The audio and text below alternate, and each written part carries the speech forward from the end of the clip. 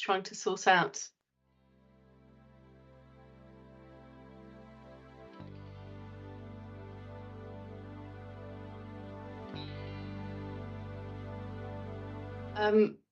So it's 9:30 and the inquiry is resumed. Obviously, we're in a slightly different format and I will just need to go through a few matters. So firstly, I hope everyone can hear me clearly. Please raise your hand if you cannot hear what I'm saying. Either if you've got your video on, then obviously do it on the screen if you want to, or use the hand raising button. Please turn off any software notifications, mobile phones, etc. I'm hoping that I've got mine off as well, but apologies if not. So please ensure that unless you are speaking, you keep your microphone muted to avoid background noise. And obviously it's important to only have one person speaking at a time.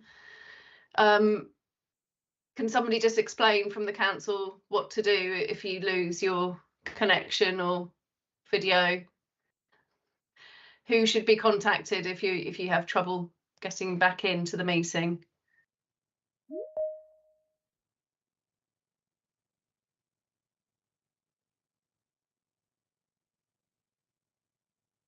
Do we have somebody from the council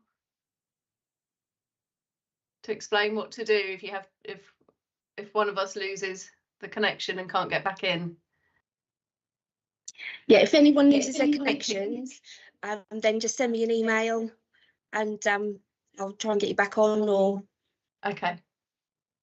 Obviously, if it looks like we're having problems, then somebody will need to let me know and I will adjourn and hopefully we'll sort out the technical issues.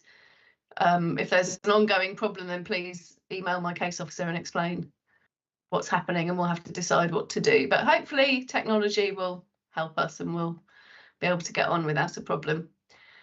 Can I just take a note of who we've got here? I don't really want to go through attendances in great detail, but I just want to know who's here.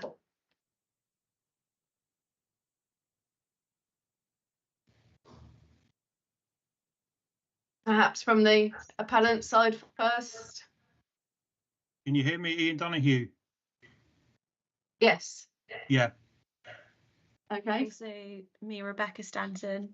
Sorry, my printer's just decided to start printing and it's let it do its thing. It's only a couple of pages, I think. Okay.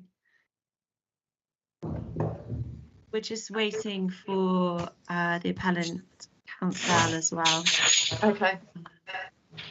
She hasn't said that, she hasn't emailed saying she's having trouble, but maybe Tom Fisher just emailed as well to say that he is having trouble with a link, but I've sent it to him. Okay. So we've got Ian Donahue, Rebecca Stanton,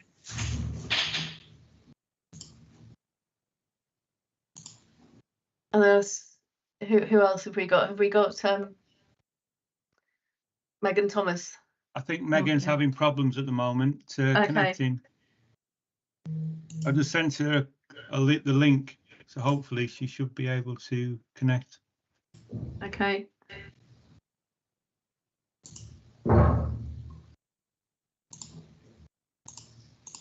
Well, should we? I'm happy to wait for a few minutes. Should we just go through other attendances just for the moment? So for the council, who have we got? Well, Madam, I'm here. Yeah. Hello. Hello.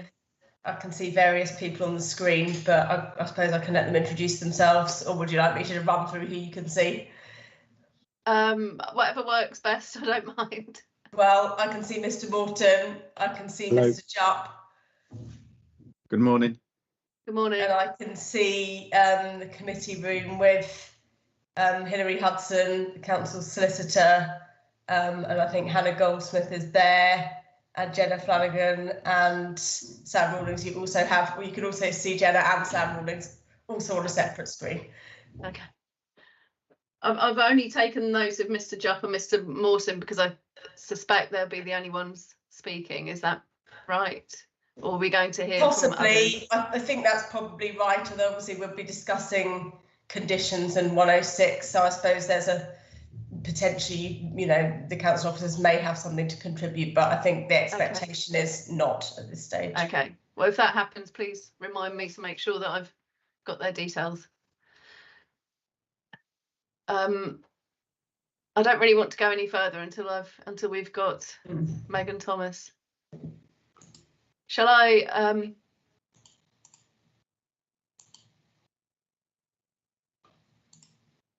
give it 5 minutes and come back? Yeah. Okay, I'll come back just after 9:40 then. I'll adjourn for the moment. Thank you.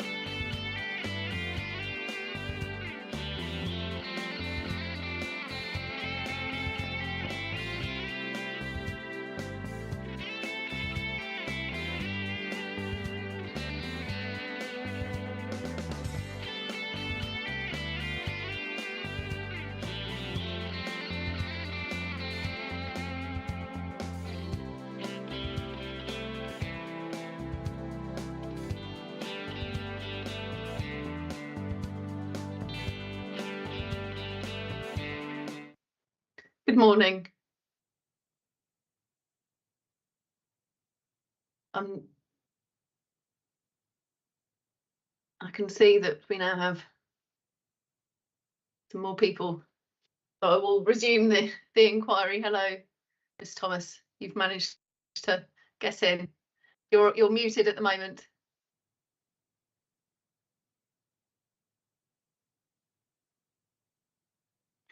Can you hear me now? I can hear you now. Thank you. Good. Apologies for the that That's delay. okay. I didn't That's have fine. the invitation. Okay, Okay. thank you. Okay. All we did was just check who was here and then adjourned. Well, the council explained that if you lose your connection and you have trouble getting back in, then email Sam Rawlings. Okay, thank you.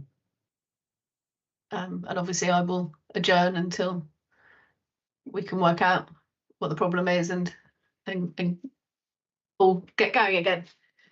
So I just heard that for the council we've obviously got Emma Dring and then Mr. Morton and Mr. Jupp, with possible other speakers depending on what comes up with the planning obligation, but I will deal with that then. Then we've got Ian Donoghue and Rebecca Stanton, and obviously now yourself. Is there anyone else on the appellant side who's likely to speak? We do have Mr. Fisher on the line, just in Okay. case he needs to add anything. Thank you. Okay, thank you. So I understand that the council, is anyone else not associated with the main parties wanting to speak today? No, doesn't look like it. I understand that the council is live streaming the event. Is that correct? Yes, that's correct. Okay, so obviously, if anyone's concerned about being filmed, then please just keep your camera off. But as you're all here with your cameras on, I'm kind of taking it that that's okay with everyone unless you tell me otherwise. Is the council also recording the event, or is it just being live streamed? Yes, it's being recorded. Okay, and what's the purpose of that?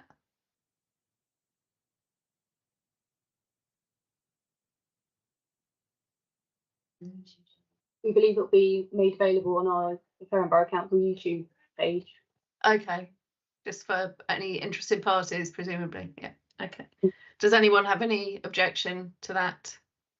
I'm obviously aware of GDPR and things like that, so if any personal information is going to be given out, then it might be better to stop the live streaming at that point and obviously then not have it recorded.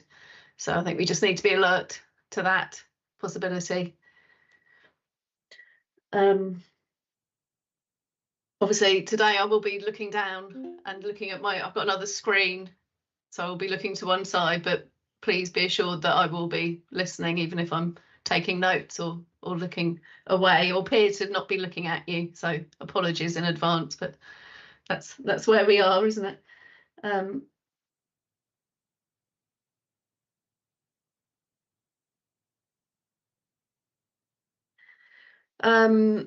So does anyone else intend to record the event? I'm assuming not. So we will be having roundtable discussion on conditions and planning obligations. I will obviously invite contributions from one side and then the other. And although we have counsel here, there won't be any cross-examination, and please put any questions through me unless I allow otherwise. If you want to make a point or feel I'm moving on before you've said what you want to say, then please do let me know. I'll be even more aware, I hope, of the need to have regular breaks as we're all just sitting here looking at screens. So I will try to sit for no longer than an hour and a half at a time. When we adjourn, please allow me to leave the meeting so that I'm not left in the meeting with any one party. But everybody else can obviously stay in the meeting just to make it easier to get back in. I will leave the meeting completely so that I cannot hear or see anything. But obviously be aware that if you're leaving your microphones on, other parties may be able to hear what you're saying. So just to be alert to that. Please don't use the chat function. If you need to communicate with each other, then obviously do that using a separate messaging system. And I'm happy to pause if you need to take instruction on an urgent matter. As I said before, when you're not speaking, please mute your microphone. But I'm happy for the advocates to leave their microphones on, or anyone that I'm sort of questioning and talking to. But if you're not involved in the discussion, then please mute your microphone, and it's up to you whether you leave your cameras on or off. If at any stage anybody's unhappy with the proceedings, then please do let me know. So just to catch up, I visited the site and surrounding area yesterday with Mr. Fisher and Mr. Morton. Just a couple of points arose from my visit that I just wanted clarified. There appears to be a public footpath, I think, linking East Street to the A27, and I'm not sure that that was taken into consideration in the highways evidence.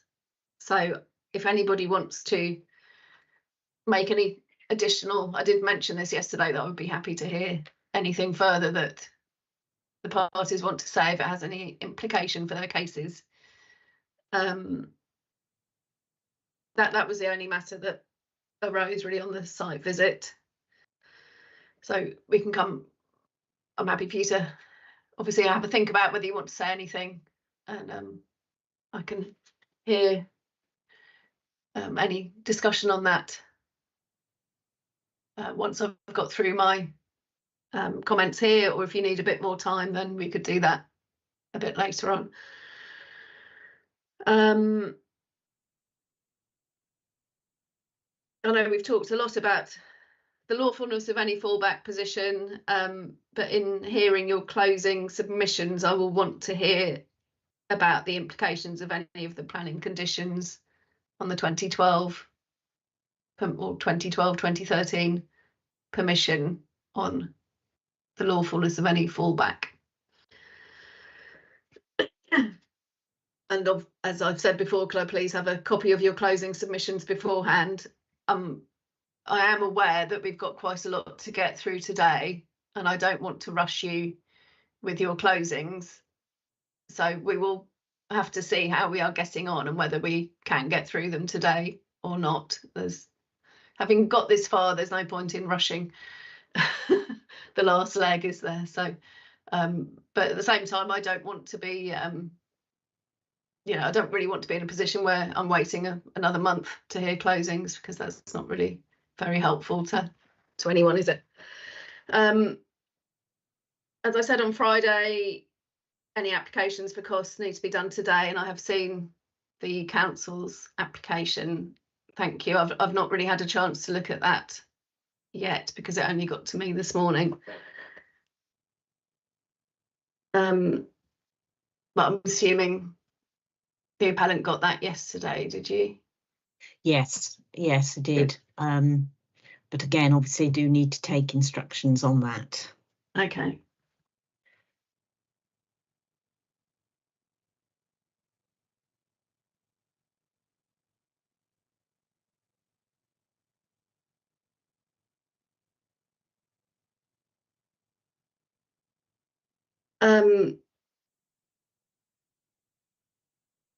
So yes, if we're not, as I said on Friday, I don't want to, I can't do costs through a written procedure afterwards. We need to hear that before I close.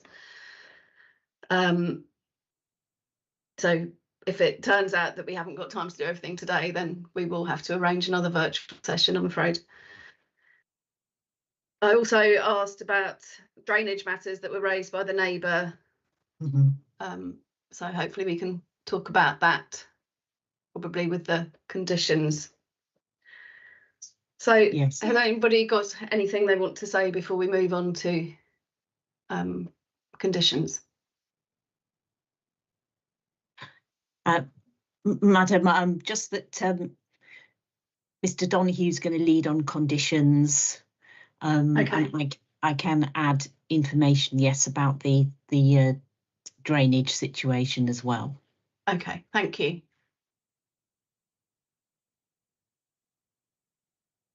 Madam, from my perspective, I think Mr. Jupp will also be leading on conditions. I haven't had really a chance to speak to him too much about the drainage matters, but hopefully he'll have a view, or others in the council may have a view, Okay. and I might chip in on a couple of points. Okay, thank you. Okay, thank you for sending me, let's move on to conditions. Thank you for sending me the updated list. I'm afraid I haven't had a chance to look at it in any great detail because, as I said, I only got it this morning. Perhaps it'd be helpful if you can just tell me what's changed.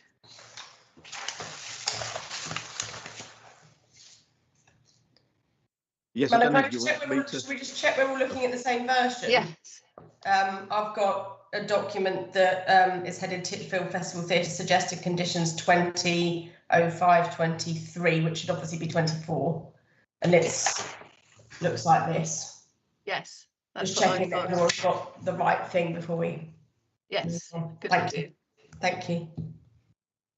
Is that what everyone's looking at? Yes. Yes. Yeah. Mum, do you want me to lead, or as I sort of wrote it to a degree? But if you can just briefly explain what's changed, if anything, since the last one. From what version? The last one that I was sent, which I think was on Friday or maybe Thursday. Okay. In terms of what's changed, we've identified the particular position of the noise attenuation fence, which is probably worth noting. Yeah. It goes in a straight line because that follows the ownership boundary between TFT and Hampshire County Council. So it will be along the back edge of the tarmacked area of the car park area. It doesn't, and purposely doesn't, go right up to the roadside, so it stops just before, I don't know if you recall, there's a telegraph pole, electricity pole in an area of vegetation and hedging just on the right hand side of the access as you drive in. So Okay. It's just to take it up to the back edge of the curb as it curves around into the site there.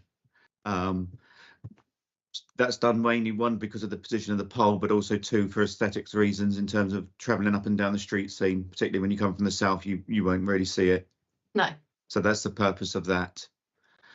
The previous version did not include, but that was only because of an omission, the requirement in condition 7 for secure and covered cycle parking to be submitted.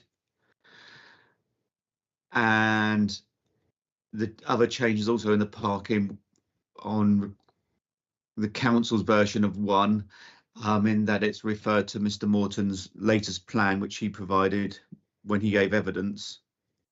And he gave me a copy yesterday, so I had the particular drawing number for it because I didn't have it up to that point. So what we've really got here, the areas in bold, and I tried to make that clear at the top, are the areas where the council is suggesting either an alternative to the council, or in the case of condition 4, I've highlighted it. Okay. I presume, and I probably will explain why I've highlighted that, mainly because although 102 have been offered, I'm not 100% convinced on the enforceability and the reasonableness of 102 compared to either 100 or 104, for example. And it may have been helpful just to have a slight explanation as to how that figure arose, because obviously if they do 103 performances, the council's got to be able to decide, well, is it in the public interest to take enforcement action against that extra one? Yeah. And that's my slight nervousness on that particular condition. But presumably that would be the issue with any number. It probably would be, yes, but it may be just handy to know operational wise why they've come up with that particular number. The only other change is condition 6 was reworded, and we've agreed the suggested wording that Mr. Donoghue put forward. I think in essence it clarifies it and makes it clear that it's just relating to B and C, not the wider site. I think on that point there was a plan that I prepared and submitted and sent to the council, but that's not been sent, I don't think, through to the inspectorate. It was just for clarification, marking out units B and C. Okay.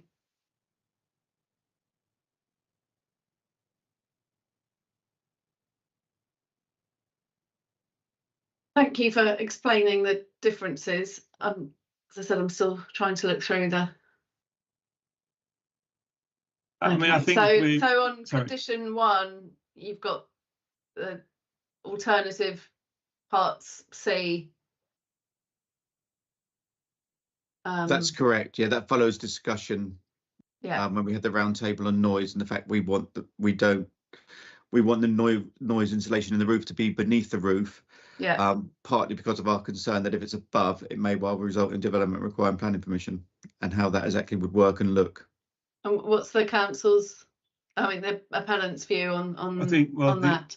I mean, from the appellant's point of view, both schemes would work either inside or outside, but obviously the preference is for external, because it's much easier to implement that scheme. I spoke to the applicant and he confirms that the increase will be the 100mm as indicated by Mr. Peckham. The roof profile wouldn't change, the materials wouldn't change.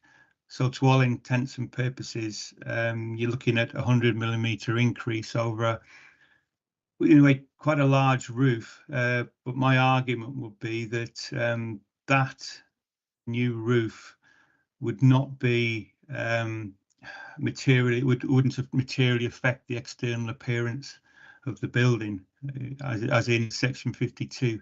So in effect, I'm arguing that that would be de minimis.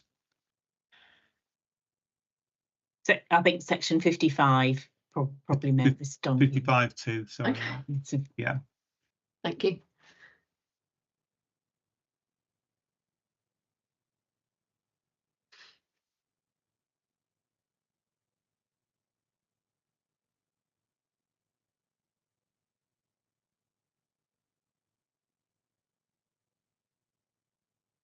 So I think I've raised concerns before about the details of measures to ensure that all windows and doors are to be kept closed throughout the duration of all shows and rehearsals. In terms of the enforceability of that, could I have the appellant's comment on that?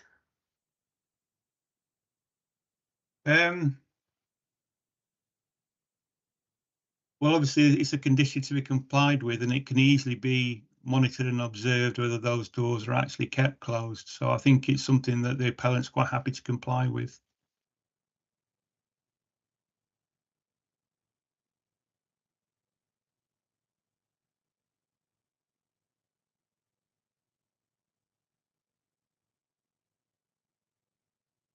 Mr. Jupp, do you have any comment on that enforceability point?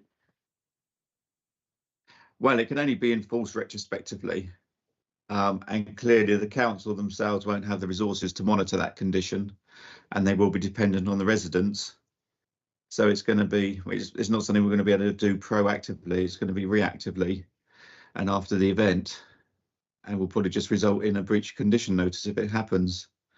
And I think when I gave evidence, I did express my concern and nervousness over the noise conditions and some of the other conditions, bearing in mind what's happened elsewhere. I don't think I can say much more than that. It is in theory enforceable, but okay, the practicalities I have concerns over.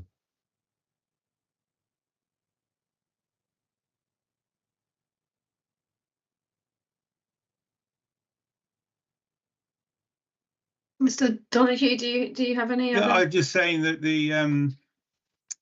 it is a requirement that it doesn't just happen. It's details of measures to be submitted. It's something that we can work through with the council to agree a regime and how that would actually happen.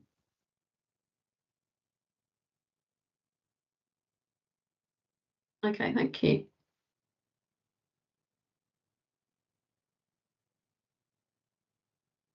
Mr. Jupp, have anything else to say on that? No, I'm happy. Yeah, we can work with it and see what they submit. You know, it may require someone to make sure they go round and confirm that all the windows are shut.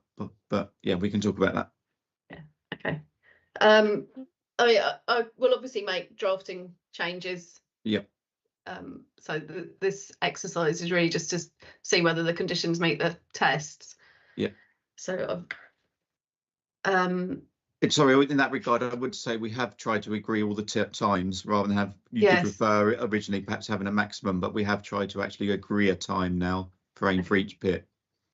So ideally, the council would not like any of those timeframes changed.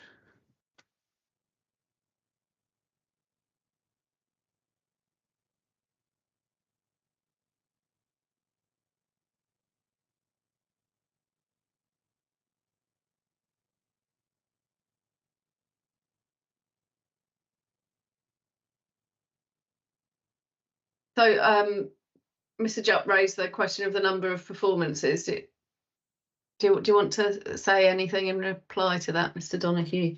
Yeah, it was just that's the projected number of performances for the year. I think it's for 2025.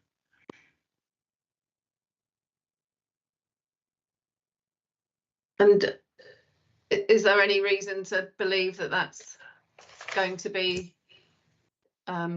a problem in the future? Not that I'm aware of, but obviously if the condition there is to on that sort of thing, it's something that could be varied if it actually needed to be increased or from that. But I think Mr. Fraser's, having gone through this, look at this carefully, is quite clear, and I'll say 102 is based on the programme for 2025. Okay. Thank you. Mr. Jupp, do you want to say anything else on that? Ms. String's got her hand up. Oh, sorry. Thank you. Thank you. I thought I'd try and use that function. Yeah, well done. Obviously relies on it being noticed. Can I just pick up on one point? Because obviously we're looking at condition 4 at the moment, and just want to, on that and on condition 2.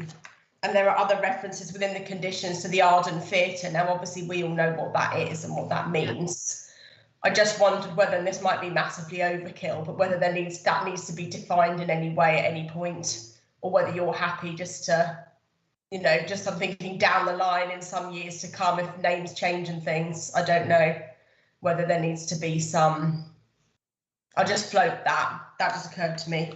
The only other thing, and we sort of skipped over it, but condition 2, I don't know whether you were going to come on to that, madam, or whether we'd sort of skip past it. I didn't have any particular concern or question about it, but if you want to say something, then please do. I mean, I haven't obviously discussed this with anyone. This is just, you know, my sort of thoughts from reading through it, but it's obviously this is to do with not having concurrent performances, and on the strict wording of that, obviously you can't have 2 performances happening at the same time. But I didn't know whether, I mean, as worded, it would allow the theatre to have, say, a matinee performance in the Arden and an evening performance in, you know, the Oak, let's say. And I didn't know whether that was fine, or whether it was actually intended to only have 1 in use per day, because I can see, depending on performance times, you know, if you were to have back-to-back performances, that could raise issues with, you know, I'm thinking particularly for parking and so on. So, I mean, I don't know whether that was what was intended, or, you know, but I thought I'd just raise that because that's how it read to me. Yes, I think that's a fair question. So perhaps Mr. Donoghue, can you explain whether it's intended that there's just no concurrent performances or whether it's during any one day?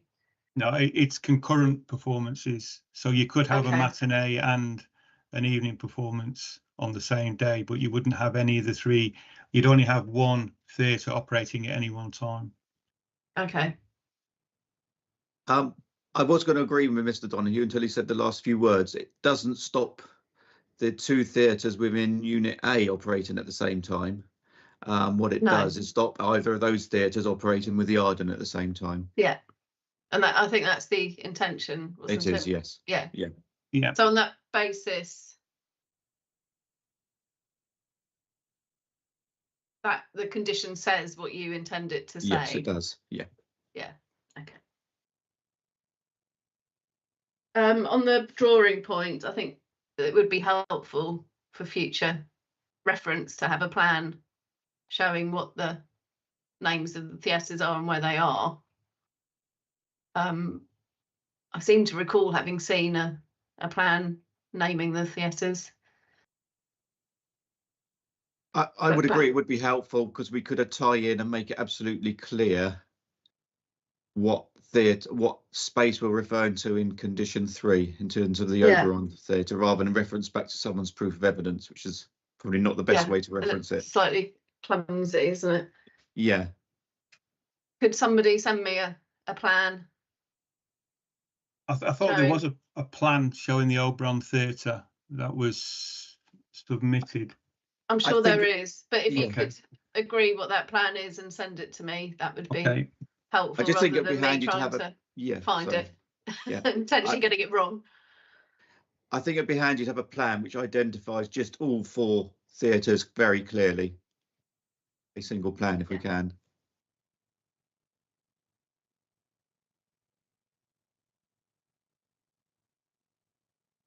Is that something that you could?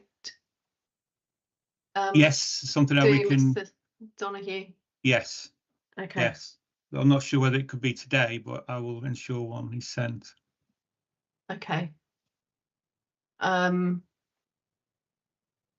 only concern with not doing it before we close is that if it's not what people expect, there's no. Mm.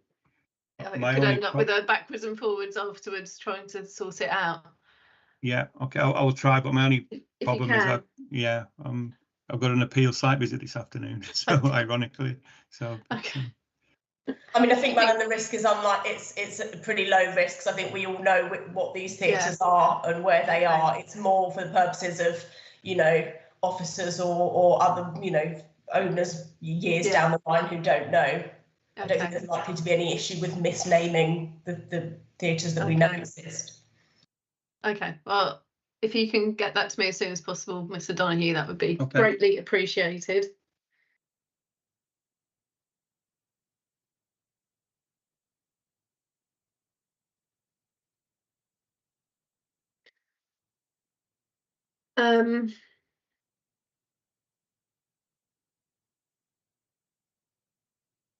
So just on I think number 6, I think Mr. Jubb mentioned that we had actually reworded that one slightly. I think at the time it was quite a little bit ambiguous. It was just to clarify that no further public performance area is created within units B and C.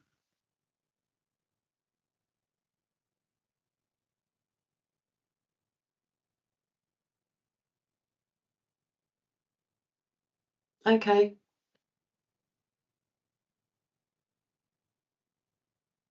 Yeah. I think they say there is a plan attached. I'm not sure whether you've seen a copy of that. No, all I've got is the noise attenuation fence attached to that. I think in the council's email yesterday, the noise attenuation plan and the 2 parking plans were attached separately, weren't they? Yes. But I haven't seen another plan. I'm not sure what Mr. Donoghue is referring to.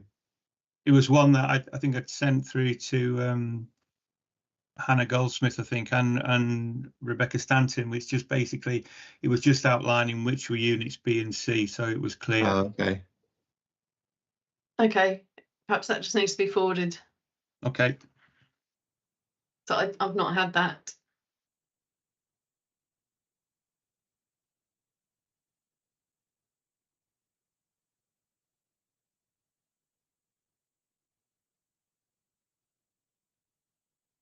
Okay, I don't have any further questions at this point on conditions, but I have only just received them this morning. So Okay.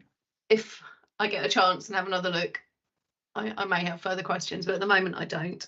Okay, just to clarify, the on condition 7 again, once you've had time to look, madam, that there is a disagreement on the numbers of parking spaces. The council is suggesting 19, we've suggested 38, which links back in really to the original 2012-2013 planning permission with the extra spaces available from Wellborough. And I think that may be the 2 plans that you received yesterday. Yeah, from the council. I think I'll just have to come to my own view Okay. on that and how to word it. Okay, and finally, I'm not. I think sorry. I know your respective cases on the different numbers, so Yes. I'm not sure that I've got any further questions on that. Okay, just finally, I think Mr. Fisher this morning suggested a possible extra condition, which is a car parking management plan to assist in the access and egress of cars. Tom, are you able to explain? Yes, sure. So it's in line with what I raised last week, and that the 38 spaces will be able to be accessed using a CPMP. There was a car park management plan secured as part of the 2012-2013 application, condition 3. So there is one for all of the car park other than the Wellborough land existing. Okay. I think it would be probably better to have a new plan covering the whole site at this stage, wouldn't it? Yes. So We could do it as a details to be agreed Yeah. submission. Yeah. Yeah.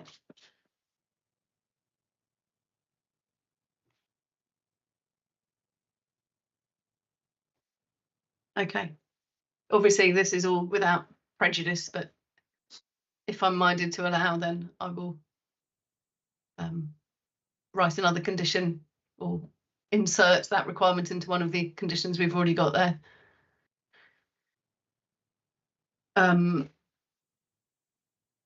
With similar timescales, I think.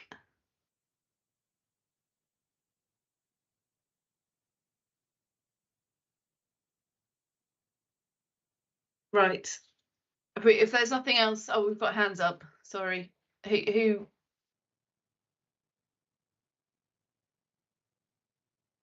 Would you like to go first? Was that? Yeah. No, that's fine. I do have something to say, but I'll let Mr. Morton go first. Okay. It was only to mention that you understand our position with regards to the current CPMP and the implications there are on the highway.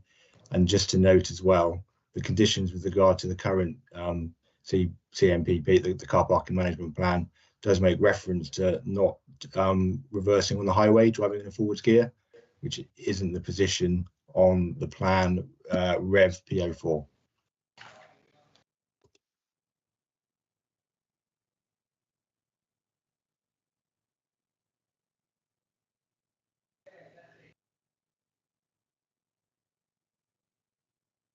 Okay. I've noted that. Anyone else apart from Ms. String want to say anything else on that? Okay. Ms. String. Yeah, thank you, madam. I just wanted to flag with this one. Obviously, the purpose of this condition is to secure essentially the layout, and you'd ally that to a management plan if you went with the appellant's approach for the on-site parking provision, what we're calling the on-site parking provision. But the latest UU, which I think went round on Friday, was amended to so that the provision for parking layout plans in the UU also is now seeking to cover both off-site and on-site parking, and the plan that's proposed to be attached to that, obviously we're coming on to this, does show the on-site parking, which is Mr. Fisher's plan. Although obviously it makes provision for alternative plans. So, I mean, as I see it at the moment, as things stand, we've got a draft condition that deals with on-site parking, but it's also proposed to cover the same topic in the UU, and obviously that's not really the appropriate way of dealing with matters. I think our sort of understanding had always been that the on-site parking would be dealt with through condition, because that land, whilst it's not within the red line, is within the appellant's ownership and control. And, you know, the same obviously applies to the acoustic fence, which is in that same bit of land, and we're proposing to deal with that by condition. So I can't see that there's any reason why a condition can't be imposed. But yeah, just really flagging that as things stand, it seems to be dealt with in both.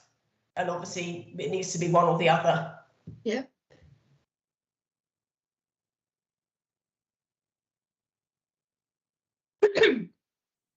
Should we come on to that when we talk about the planning obligation, which I think we're nearly ready to do, but I've noted what you've said about it being duplicated, if you like, to some extent in a condition and a unilateral. Yeah, well, duplicated, but also inconsistent, because the condition would define the number of spaces and define the plan, whereas the UU requires the submission of a plan to be approved and then implemented, but doesn't, you know, define what that plan's actually going to look like.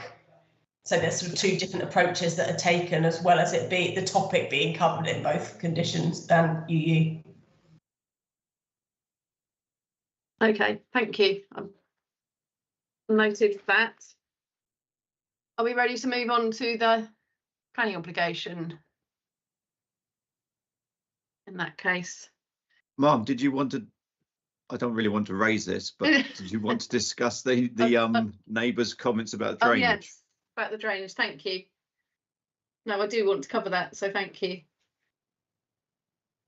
Has anyone been able to establish whether that was a sort of pre-existing issue? Well, firstly, whether it is an issue, whether that was pre-existing, or whether it's got anything to do with this appeal? Yeah. It's Thomas. Thank you. Yeah, Adam, the situation in respect to that is that there is a sewage treatment system that serves the site. There is a water discharge permit for it, which is H01008. And obviously that's from the Environment Agency.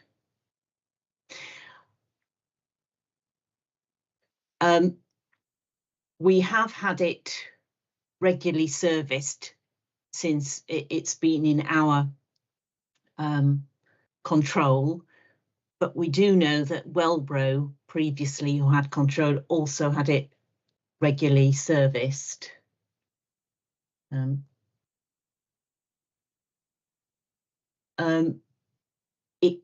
It's still in operation, but we do have mains drainage sewage as well.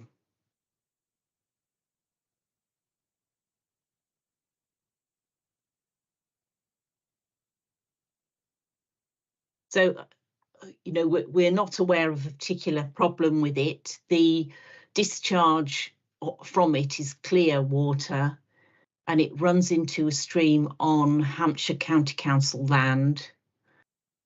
And I think, although I couldn't hear all that well, Mrs. Bastable, but the pH levels and the nitrate levels that she tested, I believe she said, were in acceptable bounds in any event.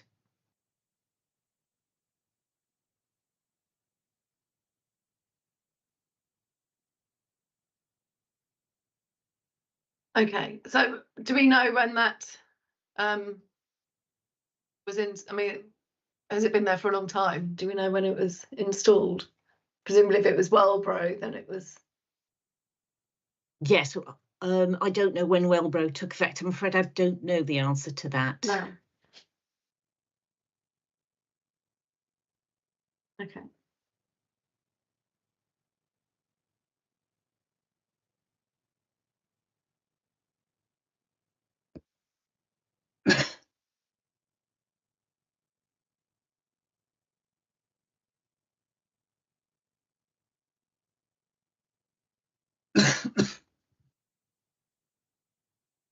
So I suppose that, given the possible increase in numbers of people, if it was installed for Wellbro, then maybe that's where the concern has arisen. I don't know. Difficult without further information to know really what the problem is. But yes, yeah. I mean, I couldn't really understand why it was brought up, because you know, there didn't seem to be a problem, more a worry, you know, which is understandable. But you know, we do have mains drainage as well, and as far as we're concerned, that, you know, the really the increase in numbers, if you were to grant us permission conditionally, are you know, just on top of, you know, we're not going to have concurrent performances. So, you know, we are talking about the Arden being used on its own, or Oak and Acorn in Unit A being used.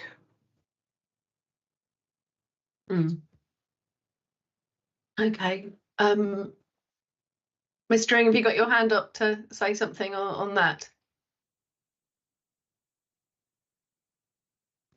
No, sorry, it's a legacy hand. Okay, that's fine. Mr. Jupp, did you want to say anything on the drainage issue? All I will say, just for points of clarification for you, Mum, we're not in a phosphate protected area. We are in a nitrate protected area because of the Solent SAC and SPA, but we've rechecked the Natural England guidance, and we are satisfied that it doesn't cover this type of development. So in planning terms, we don't think any increases of those two matters, nitrates and phosphates, is a material consideration for you in the planning matters. What I think it is probably a matter for building control, building regulations, just to check that, you know, if it is an old treatment plant, it is suitable to take any additional capacity if there is some, or has been some. Madam, on that point, I just got a response from Mr. Fraser saying that the tank was inserted in 2009, but at present is only used for the offices, which is at the rear part of the site, which is in the way the former Unit C.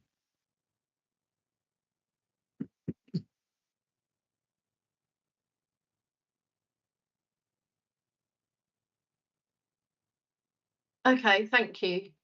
That's helpful from both of you. And I will obviously give that consideration, deciding how to proceed with that if I'm in a position of thinking about conditions. Does anybody have anything else to say on the drainage side? No, Mum. No.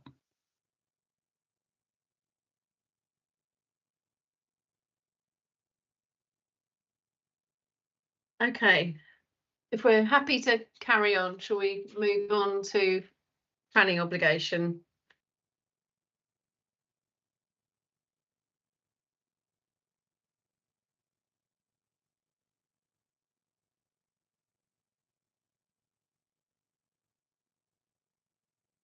Oh, okay, I've just had an email now with comments on the highways implications of that footpath. So obviously I can't read them now, but I will have a look when we adjourn and see if I've got any questions on that. So the planning obligation. I just wanted to check first of all that all the owners of the land are party to the planning obligation, because I know there was a query about part of the land, part of the building being not on Titchfield Festival Theatre owned land. Is that right? I believe so. So the UU has been sent to the mortgagee, so that's been covered off. And then there is a plan attached to it. Plan 1, which is on page 10. That one was taken, I believe, from the enforcement notice, just to be straightforward. And so as to make things simple, I can see at the back of the plan, what's I suppose on the eastern boundary, there is a straight line going over into what I believe you'll be referring to as the HCC land.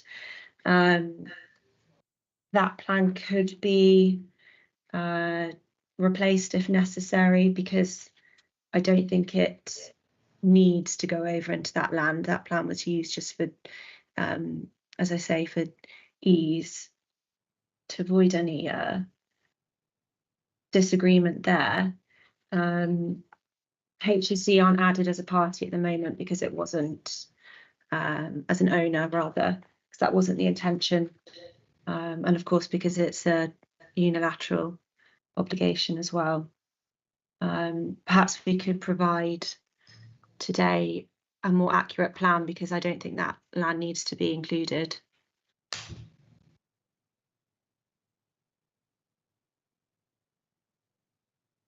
Mr. Ing, do you have anything to say? Yeah, on well, that? Madam, my understanding is that the what would it be, the northeast corner of the building is encroaching over into the county council's land. It hasn't been, we haven't provided it in the inquiry so far, but we have got a plan which I think came from Hampshire County Council that shows, you know, the extent of their ownership, because you may be aware there's also an issue with the strip down the south of the land as well. So as far as I understand it, that's the position. So I'm not quite sure how using a different plan would change that fact. Obviously the UU needs to, you know, it relates to the areas that are covered by the red line and the building in which the activities are taking place. So that building is where it is, and it goes into the land that it does go into. I don't think, in fairness, I don't think we've raised this specific point in terms of the ownership and whether HCC as owners, you know, bound, but as far as we're aware, it is a fact that the building does step over into their land, and Mr. Fraser, I think, confirmed that in cross-examination as well. I know, that's why I've raised it, because there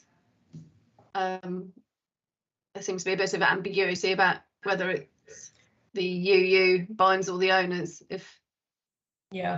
Madam, would it help if we, I don't know if it would help if we provide that plan. I mean, I think it's pretty clear anyway from the plan that you do have, because you can see the boundary line and you can see the corner of the building stepping over it. So, I mean, whether you actually need any further plan, I don't know. I think you've probably got somewhere the title plans.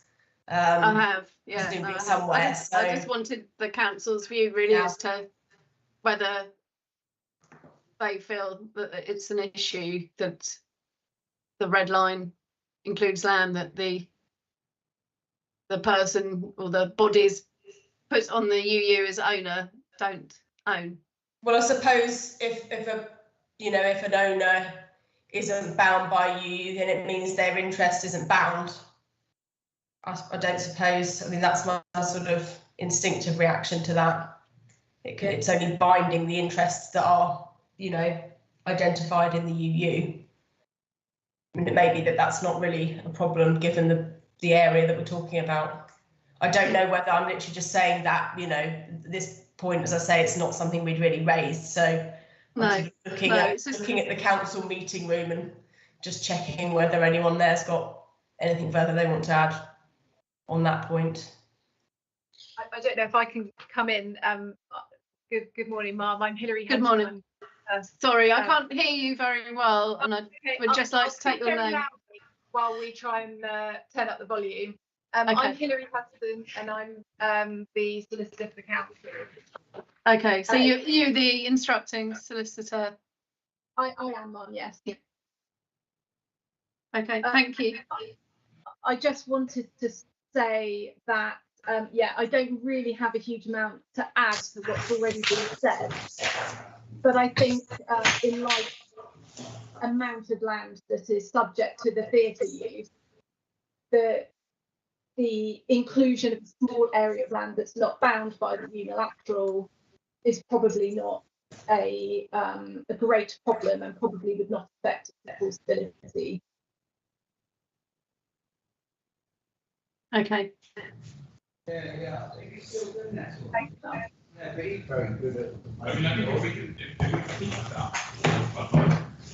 I can hear some other voices now. Where? It's easy. You ain't got to take a little bit.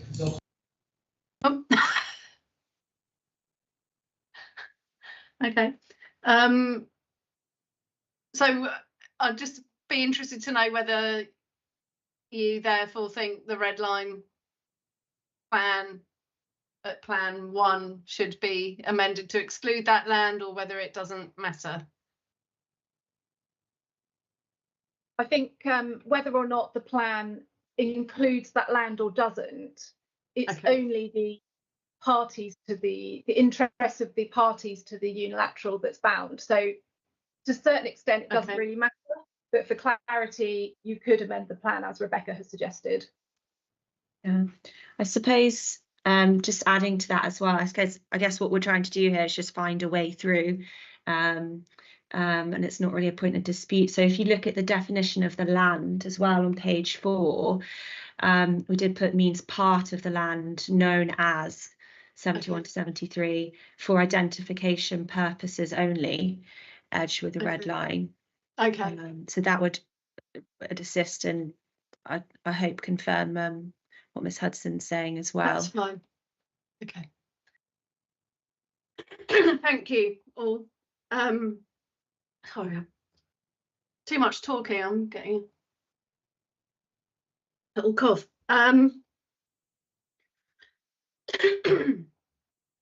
Just another point that just sounds pedantic, but as I understand it, the SIL regulation 122 tests do not apply to enforcement appeals.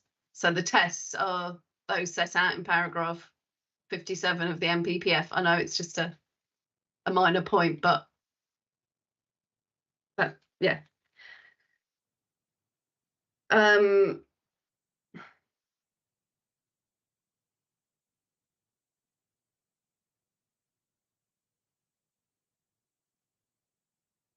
So just for the, I've got questions first of all about the parking restrictions.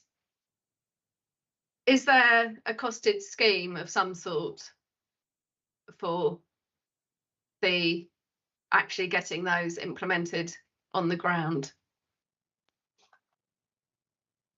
At present, there isn't one to append to the UU.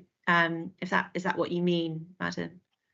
Well, just because I need to assess whether this would overcome, a planning concern and make the development acceptable. So I need to have some idea of whether it would overcome that. Yeah. So we have in Schedule 1, it's paragraph 1.3. We have a requirement for details of how the parking land will be used, parking associated with use of land as a theatre. I need to get to the right bit, just a moment. Oh, sorry, it's on page 11.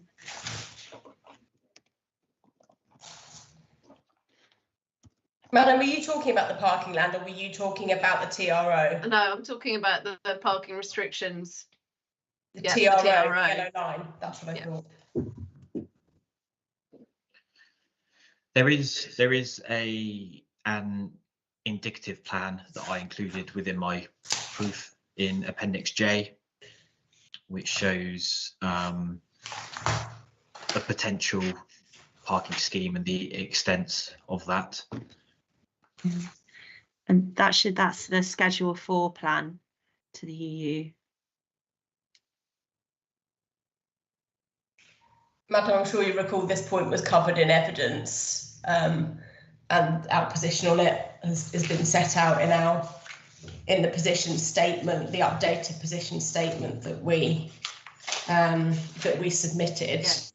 And obviously the point that we're making is no, there isn't a scheme as yet, and it's not known whether a scheme will actually be imposed, because it has to go through the TRO process and there has to be consultation on it.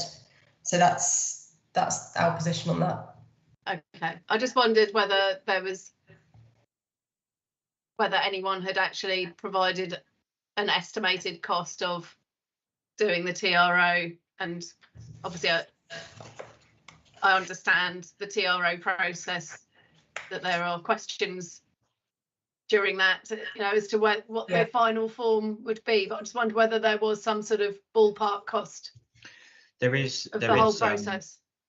So there is a cost that Hampshire have put into the UU. The cost of the TRO process is £12,000, and then the cost of implementation is £3,000, which equates to the £15,000, which is the figure that is that is within the UU. Okay.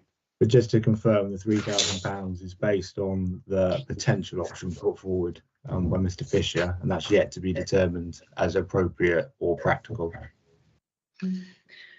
Just I need to take a note, but hold that thought. Yeah. Okay.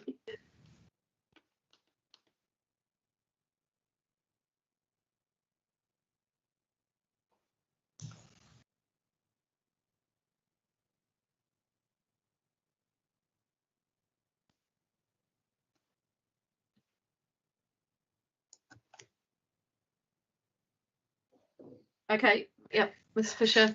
Yeah, just to come back on that, the email from Hampshire County Council dated 15th of May within the LPA's 106 statement sets out that it's likely that more extensive parking restrictions on St Margaret Lane than those proposed, i.e. the ones that are in the plan in my proofs, would be required, and they've agreed that if so, this would not increase the TRO process cost and would only marginally increase the delivery cost, and the contribution above is still considered adequate.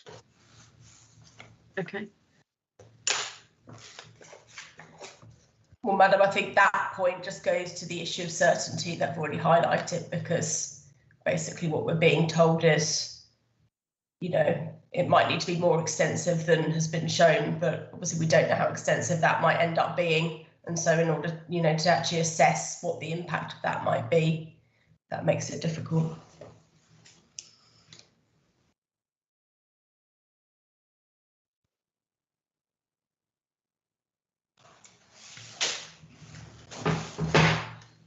Okay, does anybody else want to say anything else on that specific point about the parking restrictions and cost and certainty?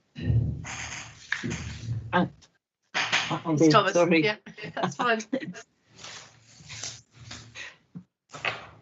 Madam, only to say, you know, as in the normal course of things, yes, traffic regulation orders do go into section 106 and unilateral undertakings. They it's known that, you know, they're not necessarily an absolute certainty, but that doesn't prevent them, you know, being necessary to make the development acceptable directly related to the development and fairly and reasonably related in scale and kind to the development. And I mean, you may know that, for example, there's, I think in the planning inspectorate's suite of suggested conditions, there's one condition that requires an amendment of a TRO when you're needing to take in car-free developments, where you're needing to take a dwelling out of a list of dwellings that's eligible to apply for a parking permit. So I suppose that's just an example of the fact that, you know, the inspectorate know that TROs sometimes have to be go through a process of amendments or a process of actual production, but there's always that step of uncertainty, and it doesn't prevent you know, an obligation or a contribution for one from being lawful. I might just add on to that as well, please. Yeah. Madam, the TRO provisions of the EU did go through Hampshire County Council, their Highways Department, Mr. Gamma, and solicitors, and their comments have been positive on those. There is a requirement for the TRO works to be implemented in accordance with that plan, which Mr. Fisher referred to, and their comments on those, I suppose, if we're taking a common sense approach, their comments aren't negative, and so there's an amount of comfort to be taken from that as well, I think, given that Hampshire are au fait with the amount offered and the works proposed already. Okay, thank you. Just Madam, can I? Oh, sorry, go on, Mr. Morton. just to come back on that point, Hampshire's comments do refer to their needing to be conveniently located off-street parking as a caveat to the TRO process within their comments. So it's not all positive in the way that may have been put to you.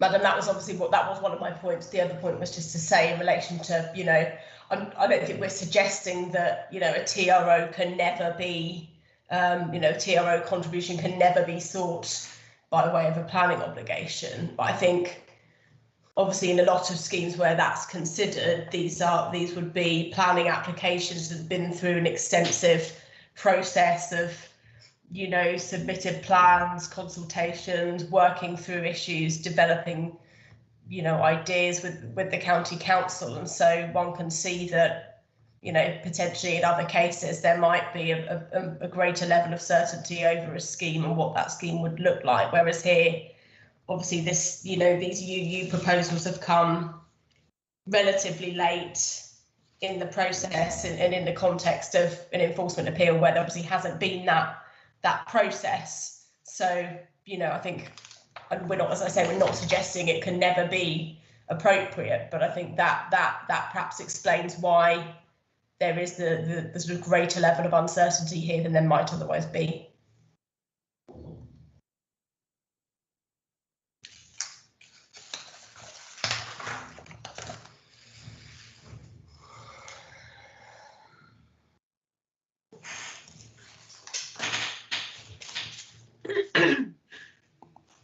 Okay, thank you. Is there anything else? Oh, Thomas, it looks like you're speaking, but you're muted. Thank you. That's all right. I just have to disagree, I think, with Ms. String about that. You often get contributions for TROs that are still in a fairly nascent stage, basically. I think she's wrong on that, but that's my view. Okay. Thank you.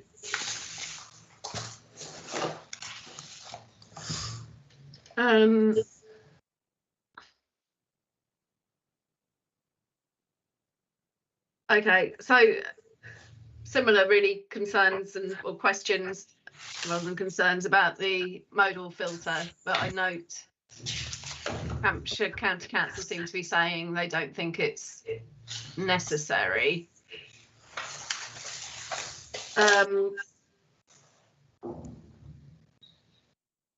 So I think my question on that, on the necessary point,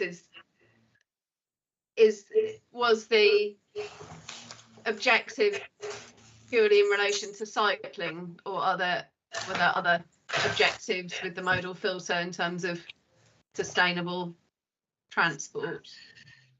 It primarily leads to cycling, yes, but would also, in my opinion, increase the attractiveness of walking along St Margaret's Lane as well.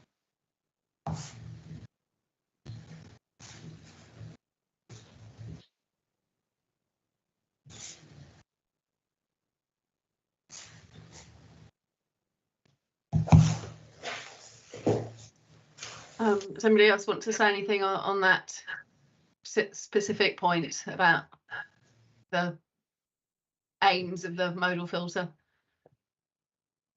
Okay, so similar question really is there, from what I understand, there's not a costed scheme for doing the modal filter, is that correct?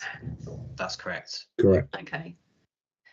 So in that case, how has the cost or the contribution been calculated? The contribution has been calculated just based on my previous experience of the cost of implementing such a scheme. The cost that Hampshire have raised is again uncosted, and based on my previous experience, Hampshire County Council as a highway authority do tend to add on a large contingency fee within their costings. So I don't agree that a modal filter or the LC whip scheme will cost significantly more than the £100,000 that they have put forward. It's also quite a unique situation. I haven't ever had a highway authority reject a contribution in the past, and particularly here when the scheme comes from a Hampshire County Council report, i.e. the LC whip, which specifically sets out their aims and objectives along St Margaret's Lane, to then refuse a contribution towards their own identified schemes is certainly a new one on me. Somebody want to respond to that point? I do have other questions, but just to come back on that point, the LC whip does make it clear that the schemes that it puts forward are concept, and do require far levels of greater design to consider them feasible. Points that were made in my evidence. Yeah. Thank you. In terms of other developments that are likely to be able to contribute to that, to bring it forward, are we aware of anything? The only one that I make reference to within the proof is the policy E4A employment land, located 345 metres to the north of our site. Okay, I remember you bringing that up, and I think there was discussion about that. So unless anybody wants to say anything else, I think I've got everything I need on that, but Yeah. Happy to hear anything else if you want to say something else. There was a discussion on that, in that site to the north would also benefit from being accessible to the A27 and other routes, and it wasn't just restricted to being on one corridor. So any contribution would be to a number of routes that are yet to be considered feasible. Madam, the only thing that's in my mind is whether, because obviously this is an allocation in the local plan, and often allocation policies, you know, specify what sort of contributions might be required. So I just thought it might be worth, I'm just seeing if I can find it, just double checking whether the policy to allocate that site sheds any light. So just bear with me. It doesn't mention any schemes.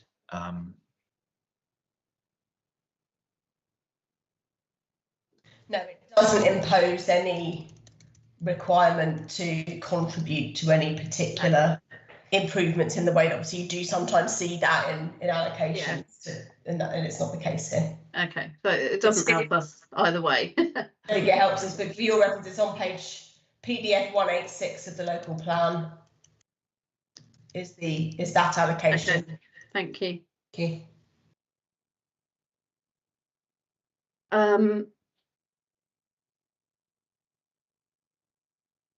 So, I mean, I'm not sure whether this is really a question, but is there any certainty about when the modal filter would be carried out? No. No. No, I suppose that Schedule 2, Madam, in travel on page 12, paragraph 8 requires the owner, the appellant, to pay the contribution, and discussions with Mr. Fisher about this last week were had, weren't they, Tom, about compliance with policy 2AM1 and the requirement to make a contribution. Sorry, which, can I just be sure I'm looking at the right page? Is this Schedule 2 travel? Yes, page 12. And which paragraph? 8.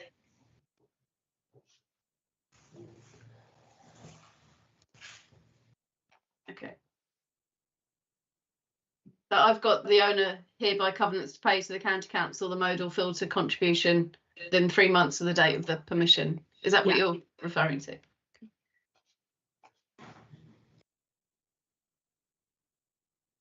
So sorry, I interrupted you because I wanted to be sure what you were talking about. Yeah, so to answer your question, it is deliberately a requirement to pay the contribution, and I suppose separate from others, not requiring implementation. Tom, could I pass over to you there with that conversation we had last week? She'll be able to Sure. explain it. So that links back to the policy requirement of tin 1, point A, which says a development will be permitted where it contributes to the delivery of identified cycle, pedestrian and other non-road users routes. Thank you. Anything else on that? Madam, can I come back? Yeah. Just on that last point, obviously the policy does say that, but I remember drawing attention in the evidence to the second sentence of paragraph 10.8, which refers to, you know, contributions needing to demonstrate that the suggested measures were feasible, viable and sustainable in applying that policy. And the other point is just on that, the way that the UU deals with the modal filter is simply to pay the contribution. It's in that way that's dealt with differently to the TRO contribution and also to the off-site of the parking provisions, in that, as you say, implementation isn't required, and there's no requirement for the theatre to cease operating or not to operate without that being delivered. So the point we've made in our position statement is, how can it be necessary if the theatre can just carry on without actually the works being in place? Then clearly, you know, that has implications for their necessity. Does the appellant want to come back on that point? Just that, and I referred to it last week, that it's not uncommon at all for a contribution towards schemes that aren't going to be implemented in time for occupation, but still mitigate the impact of a development.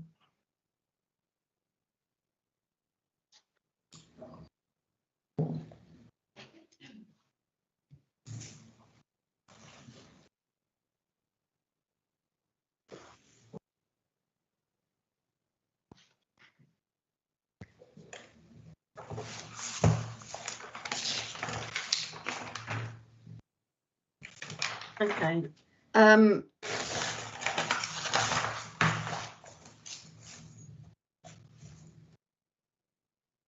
So I'm just sort of noting that because it's a UU, there's no requirement for the money to be paid back to the appellant if the works don't, if it doesn't get spent.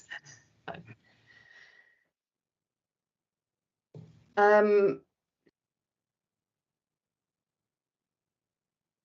I think I'll come to my own conclusions on that. I've seen the points about the monitoring fee and the legal costs, and I don't think I need to ask any questions about that unless somebody's got something they want to add to what's already in the response. I think the only thing I'd add, Madam, is that Hampshire County Council's monitoring costs changed from the previous drafts because they applied monitoring costs which were according to their published standards applicable to major developments. We had a chat about that in the appellant's team, and they, to our mind, seem to apply to, for example, 500 houses or something, that sort of a scheme, something really big. Okay. And that's why they changed. Okay. Because we pointed out that the smaller fees were more appropriate considering the scale of the development. And Hampshire were happy to change those.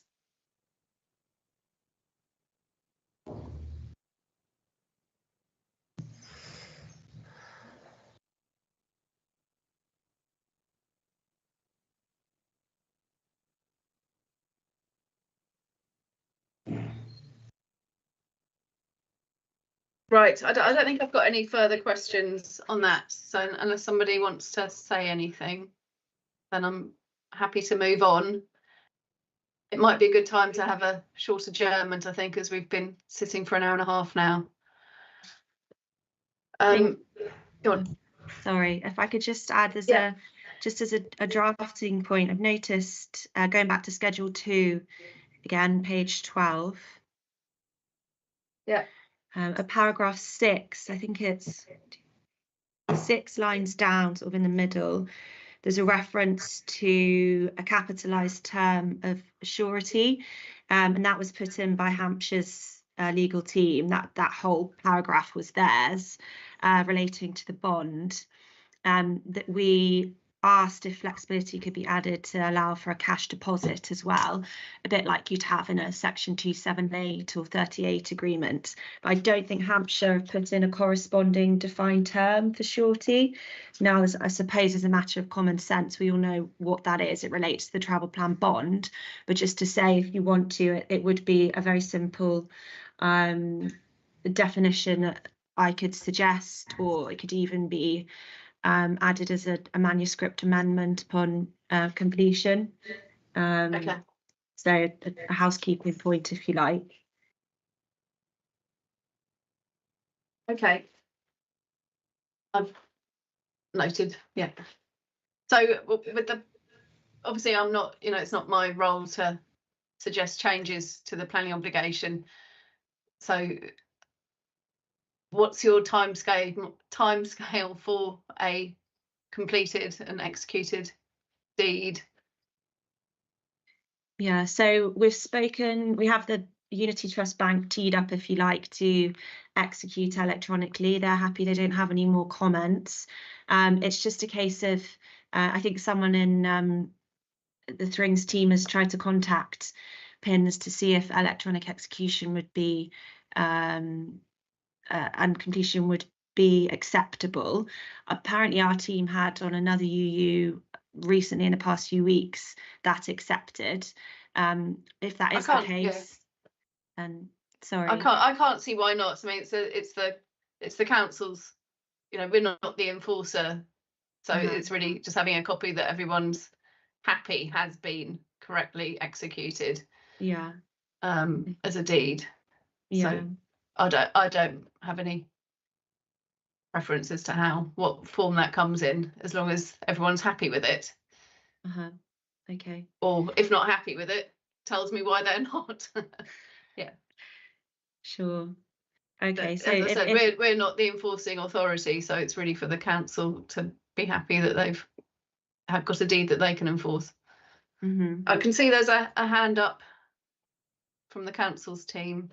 Yes, ma'am, it's Hilary Hudson again.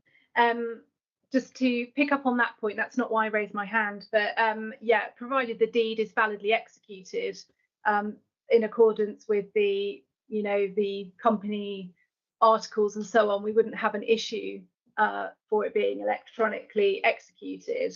But the point I was just going to make was just a very minor drafting point, which was in the definition of proposed parking layout plan, which is on page 4. It refers to revision P03, and I think that should be P04. It's only a minor point, but the plans are quite different. Thank you, Mum. Thanks.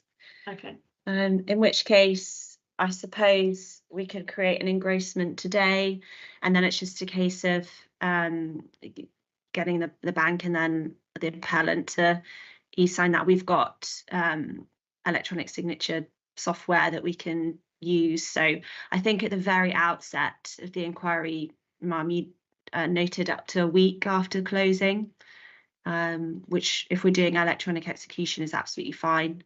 Okay, that's fine. So hopefully we'll close today, but I can't really see any reason why it can't be a week from today, even if we aren't able to close today. Yeah, that's fine. Okay, thank you.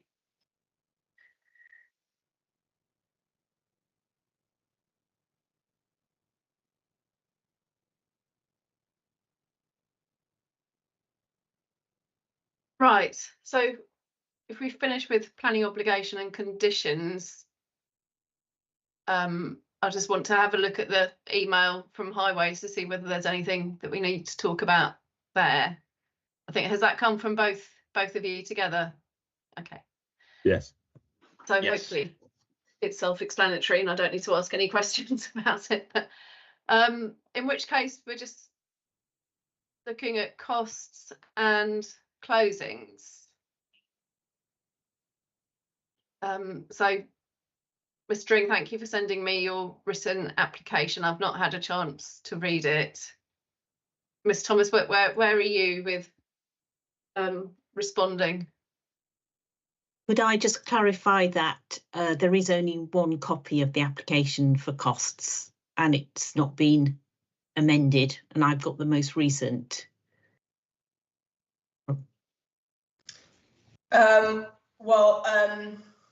I sent a working draft to Ms. Thomas yesterday because there were still some comments that I was waiting for. Those comments then came in almost immediately afterwards. So it was then finalised and sent to PINS. So if you've got a version that went to PINS, it was a PDF. I don't have that. I think I need, Sure. I mean, it may have been emailed to me just as we've been online, but I think my case officer might have forwarded it to the appellant's team because she asked me whether it needed to be sent to you, so I said yes. So hopefully you will have got it, or somebody in your team will have got it by now. Yes. Okay, only obviously I do absolutely need the final version. I'm just trying to remind myself now what the changes were so that I could highlight them to you, but I'm struggling to actually find the email. But I can, in any event, Madam, are you suggesting that that's already been sent, or would you like me, Ms. Thomas, would you like me to send you a version now? No, I think Miss Stanton has got it, so okay, I'll have it. So in terms of timing then, I do want to obviously give you a reply in writing. Yeah. And perhaps we could just work backwards.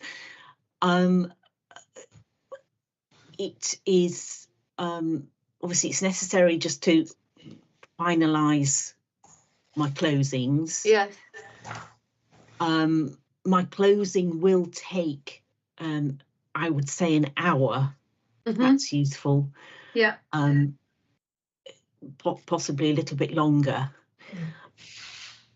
And at the end of the day, I suppose we don't want to be sitting beyond 5:30. I think so, ideally. And then working back to maybe if Miss Strings also takes an hour. So we are thinking 4:30, 3:30. Yeah, probably convening at 3:30 or 3:15. I think the problem I've got is that I would probably prefer to spend the time finalising the closings and then ask you if we could have a session where we could deal with costs separately. But I wouldn't want that to be after closings. So yeah. You'd like that? You'd like the cost application dealt with first? Yes. I see. Yes. Right. Okay. From experience. Well, I'd rather it was that way around. It needs to be that way around. Yeah. So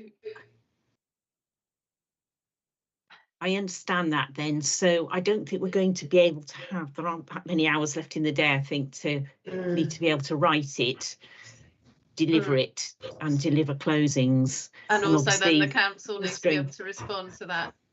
Yes. So are we looking at potentially another day for doing closings? I'm afraid so.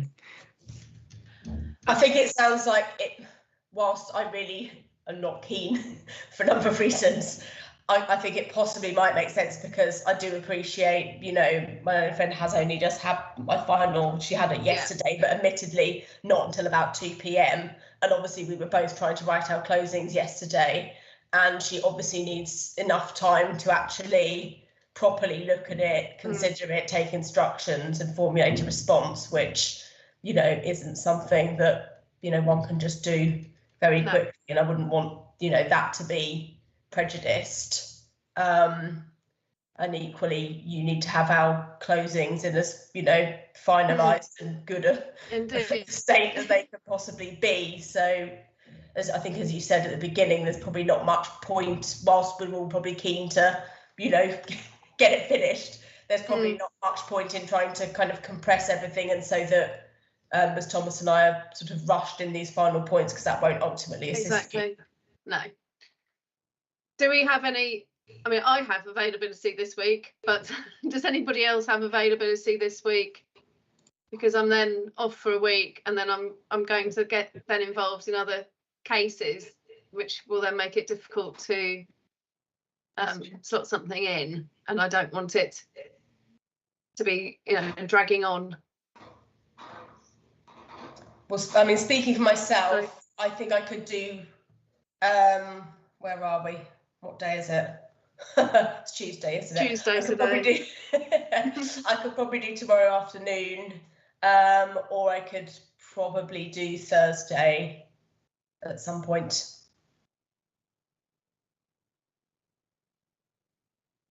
It's Thomas. The best time for me at the moment is Friday morning with quite an early start, if that's possible. Then I've got to go to a funeral, unfortunately, and I can't do Thursday at all. Unfortunately, I've got site visits wearing my inspector's hat all day, and Thursday afternoon at the moment, possibly late late-ish, if that's possible, on the 22nd. I might just need to check with my clerk on that. And tomorrow? Tomorrow being Thomas, Wednesday. yeah, that was the other suggestion. Yeah, that's the one in the afternoon. Oh, okay, so that's Wednesday, not Thursday. Yes, Wednesday. Yeah, so Wednesday the 22nd. Okay, right, yes, that makes sense. Yes. Okay, right. well, that would be ideal for me if we can do that tomorrow, if the council's able to set up a Teams meeting just for closings. Will you just allow me a moment to just double check? It's fine. Thank you.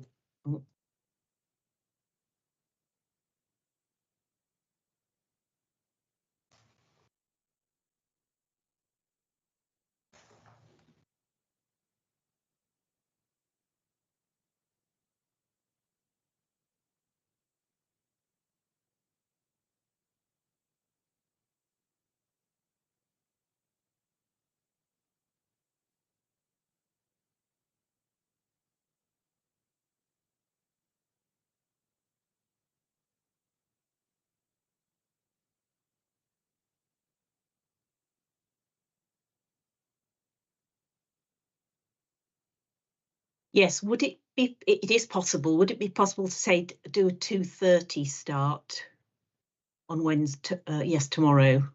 Okay. That's fine with me. Does anybody else have availability? I think that's fine with me. I just want to quickly check one thing, because I know I'm meant to be giving a talk tomorrow morning, and I just want to absolutely double check what time that actually is, so there won't be any overlap. Just bear with me one moment. That's not helpful. Here we go.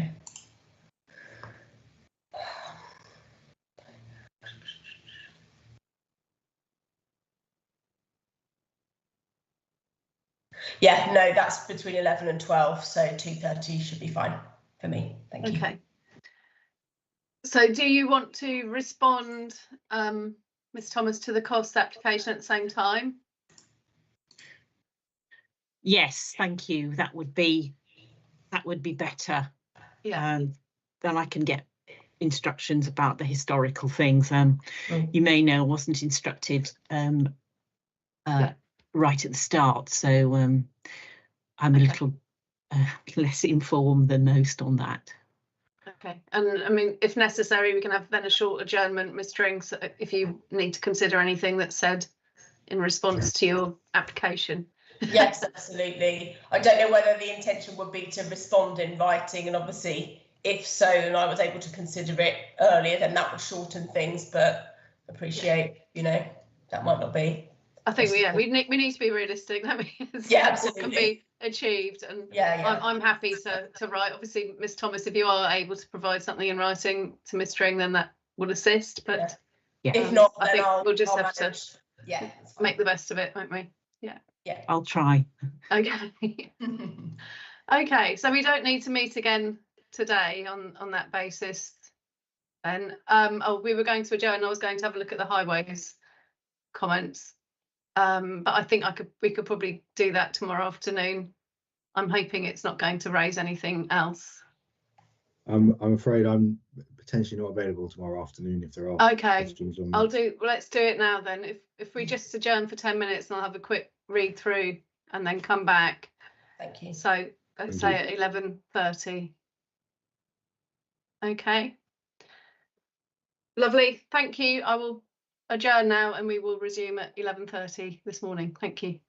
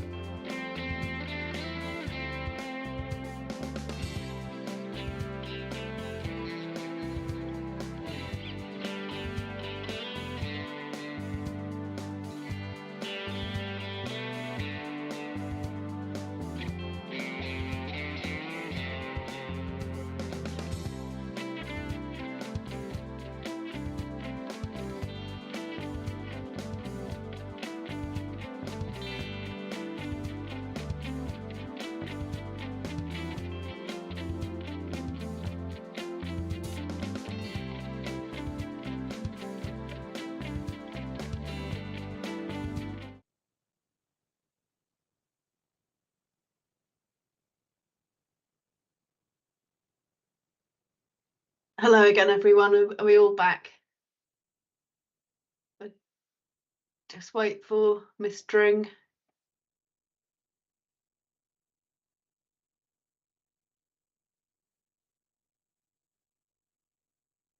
I'm here. Oh, Thank hi, you. I'm here. Thank you. Sorry. That's all right. I've got, yeah, thank you for Mr. Morton and Mr. Fisher for the highways. I don't have any other questions on that. Thank you. So, and I've got the plan now showing areas B and C. So I think you were going to provide a plan showing the theatres. So if I could have that by tomorrow, that would be great. I'm sure Yes, madam. such a plan is probably just about exists anyway, doesn't it? Yeah, I think there is one available, so we're just getting together and getting it labelled up, so that will be with you tomorrow. Great, thank you.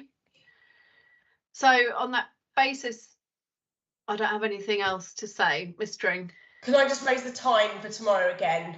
Yeah. What did we say? 3:30? 2:30. 2:30. Oh, okay, that's probably okay then. I was just a bit concerned about, because we've obviously got to do costs, and then yes, I think probably both of our closings will be relatively lengthy, and so I didn't want us to kind of start too late and then end up running out of time again. But no, I think 2:30, that should be fine. Yeah. I mean, as I've got your written application. You do. So I don't need to hear that. I wouldn't necessarily anticipate, you know, I've set it all out fully, so you know, I could obviously just summarise some points if that would assist you, or I'd be happy for you to just take that as read. That's fine. Yeah. And obviously, Miss Thomas, if you want to submit something in writing and just add to it, that's fine. And then it would just remain for Miss Dring to respond orally if she has anything further in response to what you say. I'll so it may not take try too and long. do that. Yeah. I will. Yeah. Best endeavours to do that. Yes, I know. Thank you, everyone, for your cooperation and hard work in getting to this point, and for everybody's contributions, of course. So, and yeah, thank you to the council for hosting. And if you're able to set up a meeting for 2:30 tomorrow, that would be much appreciated. Yes, that's no problem. Okay, thank you. So on that note, I will adjourn until tomorrow, 2:30, virtual Teams meeting with invitation to be sent out as it has been done previously. Okay, thank you very much, everybody. Bye-bye. Thank you. Bye, thank you.